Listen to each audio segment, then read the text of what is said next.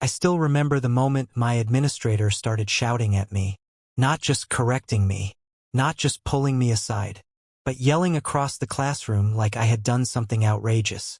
All because I was wearing shorts on St. Patrick's Day. 39 people were watching, 32 fourth graders, 7 adults in the hallway, and suddenly, I wasn't a teacher anymore. I was a target. But what she didn't realize was that 10 minutes later she'd be explaining her behavior to the superintendent. And that conversation would change everything. If you've ever had a boss who treated you unfairly, if you've ever been publicly embarrassed at work, or if you've ever watched someone in power push the wrong person too far, then stay with me, because this story isn't just about dress code. It's about respect, dignity, and the moment someone finally pushes back. And trust me, the ending, even I didn't see it coming. My name is OP, and I've been a teacher for almost a decade. For most of that time, I taught 8th grade math and algebra. Middle schoolers. The chaotic, hormonal, sarcastic age where half your job is teaching equations and the other half is surviving their personalities. But this year I made a change. I moved to 4th grade, which, if you've never taught elementary school, is basically like entering a completely different universe. 4th graders still believe in magic. They still get excited about stickers, and they treat spirit days like major national holidays. And on this particular day, it was St. Patrick's Day. Now look, I'm not particularly Irish, but on March 17th, everyone suddenly becomes a little Irish, teachers included. So I decided to lean into it. Not a little, not subtly. I went full green mode. Green shirt, green accessories, and my personal favorite, a pair of knee-high leprechaun socks. I'm talking bright green, with printed buckles, ridiculously festive. The kind of socks that make kids laugh the second they see them. And if you're going to wear socks like that, you can't hide them. So I wore shorts. Now, before anyone imagines gym shorts or basketball shorts, let me clarify. These were golf shorts. Professional. Neat. Basically slacks that stop above the knee. Clean. Professional. Completely appropriate for a spirit day. At least, that's what I thought. Our administrator had a reputation. Let's call her Mrs. Admin. She had a habit of policing me. Not everyone. Just me. If another teacher bent the rules, nothing happened. If I did, suddenly it was a crisis. During flannel day once, I wore flannel pajamas. Comfortable. Festive. The kids loved it. But she pulled me aside and publicly scolded me. The funny part? The next day was literally pajama day. So I wore the same pajamas again. Exactly the same ones. And she couldn't say a word. From that point forward, I could tell something about me annoyed her. Maybe it was my humor. Maybe it was my personality. Maybe she just liked having someone to control. But whatever it was, she had been on my case all year. So honestly, I should have expected what happened next. It happened in the hallway, right outside my classroom. I was greeting students as they walked in, kids pointing at my socks, laughing. One student said, "Mr. OP, are you a leprechaun today?" I laughed. Only until lunch. Everything felt normal, until I heard her voice, sharp, loud, cutting through the hallway. "Mr. OP." I turned. Mrs. Admin was walking toward me, fast, and the look on her face told me immediately this wasn't going to be friendly. She stopped a few feet away and said loudly, "Mr. OP, are you Irish?"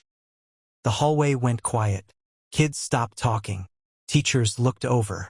I didn't answer, because honestly, it was a ridiculous question. She didn't wait for an answer anyway. She pointed down at my legs. "I don't care what kind of socks those are. You need to wear pants." Her voice got louder. "I'm tired of you finding ways to avoid the dress code." Then she said something that made every head turn. "You are unprofessionally dressed. Unprofessionally. In front of students. In front of teachers. In the middle of the hallway." But she wasn't done. Her voice suddenly jumped an entire level. "You need to wear pants." People in nearby classrooms started looking out. Then she shouted, I am clocking you out until you go get pants. The hallway was dead silent. And in that moment, it felt like I had been publicly humiliated. Over shorts. I didn't argue. I didn't defend myself. I simply said, okay. Then I walked to the parking lot. Inside my car, I sat there for a minute, just thinking. Part of me wanted to change and move on. But another part of me was tired. Tired of the constant nitpicking. Tired of the public criticism. Tired of being treated like a problem employee when I knew I wasn't. Then I looked down at the pants I had brought as backup. And suddenly, an idea formed. A very petty idea, but a very satisfying one. The pants were convertible hiking pants. Loose, baggy, and designed so the legs could zip off. Technically, they were still pants, even when modified. So I went to the bathroom, changed out of my shorts, put on the pants. Then, instead of zipping the legs off, I rolled them up, high, really high, until they looked like ridiculously long shorts. But technically, they were still pants. Exactly what she demanded. Instead of going back to class, I walked straight to her office. And that's when things got interesting, because sitting inside was the superintendent. Our district was tiny, which meant the superintendent worked on campus. Mrs. Admin looked up when I entered. The superintendent looked at me. Then I said calmly, "Hey, I'm back.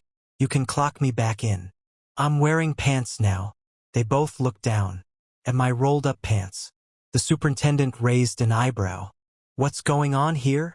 So I explained, calmly, respectfully. "I was wearing golf shorts today because of these socks." I pointed at them. "I was told I had to wear pants." Then I added something extra. "While I have you here, I was wondering about the official policy on wearing shorts when it gets really hot." I paused, then said, "It's been hitting 106 degrees lately, and I'm on medication that makes me feel like I'm going through menopause." The superintendent stared at me. Then suddenly, he laughed. He leaned back in his chair and said something I'll never forget. "Look, I've seen you teach." He pointed at me. "I don't care if you show up in a clown suit. You're golden in my book." Then he turned slowly toward Mrs. Admin. "Are we clear?" She nodded. Quietly, very quietly. The energy in the room had completely changed. I had walked in feeling embarrassed. But I walked out knowing something important. Sometimes, all it takes is the right person seeing the situation clearly. As I walked out, the superintendent called after me. "Hey!" I turned. "Close the door on your way out." For a second, I considered lingering, maybe hearing the conversation that was about to happen. But honestly, I didn't need to, because I already knew. And from that day forward, something interesting happened. The dress code conversations stopped. The nitpicking stopped. And yes, I wore shorts again. Plenty of times. Workplaces are strange ecosystems. Sometimes the loudest voices carry the most authority, but not always the most fairness. And sometimes, standing up for yourself doesn't require yelling. It doesn't require a dramatic confrontation. Sometimes all it takes is a little patience and perfect timing. Because respect at work isn't about who has the loudest voice. It's about who actually does their job well. And when the right person notices that, everything can change. If you enjoyed this story, make sure to like the video. And tell me in the comments, have you ever had a boss try to embarrass you at work? What would you have done in this situation? And don't forget to subscribe for more powerful real-life stories about workplace justice, relationships, and personal transformations. Because sometimes, the best victories are the quiet ones.